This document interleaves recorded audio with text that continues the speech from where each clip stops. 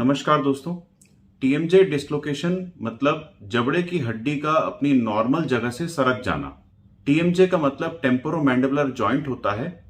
जैसा कि आपको यहां पर दिख रहा है, ऊपर वाली हड्डी में एक हॉलो या गड्ढा टाइप का बना होता है जिसको ग्लेनॉइड फोसा कहा जाता है और ये जॉइंट का ऊपरी भाग बनाता है। जॉइंट का दूसरा भाग नीचे की हड्डी से बनता है। इस नीचे की हड्डी में उभरे हुए भाग रहते हैं जिनको कॉन्डाइल कहा जाता है और ये कॉन्डाइल्स ऊपर वाले खड्डे में मतलब ग्लेनॉइड फोसा में जाके फिट होते हैं और ये मिलके टेम्पोरोमैंडिबुलर जॉइंट बनाते हैं। इस जॉइंट के कारण आप सारे जबड़ों के मूवमेंट्स कर पाते हैं, जैसे खाना चबाना, बात करना, मुंह खोलना, जबड़े को दाएं बाएं हिलाना। ये सारे फंक्शन इसी जॉइंट में होते हैं। फंक्शन के दौरान ऊपर की हड्डी बिल्कुल स्टेबल बनी रहती है और सारा की सारा मूवमेंट जो है वो नीचे की हड्डी के कॉन्डाइल्स करते हैं।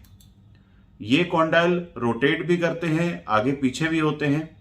यदि किसी कारण से ये कॉन्डाइल आगे की तरफ सरक जाए और वो खड्डे से बाहर निकल आए तो इसको टीएमजे डिसलोकेशन कहा जाता है।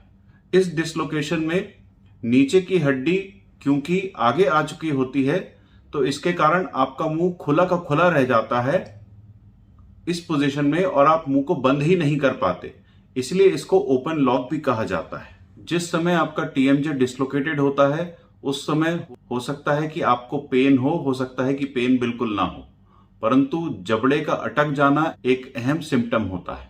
टीएमजे डिसलोकेशन के बहुत से कारण हो सकते हैं। सबसे पहला कारण होता है टीएमजे के लिगामेंट्स का लूज हो जाना। दूसरा कारण हो सकता है लंबे समय से टीएमजे में प्रॉब्लम्स रहना। तीसरा कारण हो सकता है हड्डियों में रोग होना जैसे कि आर्थराइटिस। चौथा कारण हो सकता है दांतों की पंक्ति में बदलाव आना, जैसे कि एक साइड के आपने कुछ दांत निकलवा दिए हो और इसमें काफी समय हो गया हो और आपने कोई दांत रिप्लेस ना कराया हो, यानी कि दूसरा दांत ना लगवाया हो। पांचवा कारण हो सकता है ज्यादा जोर से मुंह खोलना, जैसे कि उबासी लेते समय, जोर की हंसते समय, उल्टी वगैरह करते समय या फिर कोई डेंटल ट्रीटमेंट कराते समय जैसे कि अक्कल दाढ़ निकलवाते समय या फिर कोई लंबा प्रोसीजर जैसे रूट कैनाल वगैरह हो रहा हो और आपका मुंह बहुत ज्यादा खुला हुआ हो, या फिर ऑपरेशन थिएटर में किसी ऑपरेशन के दौरान जब आपके मुंह में ट्यूब डलनी हो या नली डलनी हो और उस कारण से आपका मुंह ज्यादा खोल दिया गया हो। आइए चल के जानते हैं कि टीएमजे डिसलोकेशन का इलाज क्या होता है। यदि डिसलोकेशन पहली बार हुआ हो तो आपको तुरंत अपने डॉक्टर के पास जाना चाहिए। वो तुरंत ही आपके जबड़े को अपनी नॉर्मल पोजीशन में बिठा देंगे। यदि ये प्रॉब्लम आपको बार बार हो रही है तो इसमें दो प्रकार से इलाज कर सकते हैं।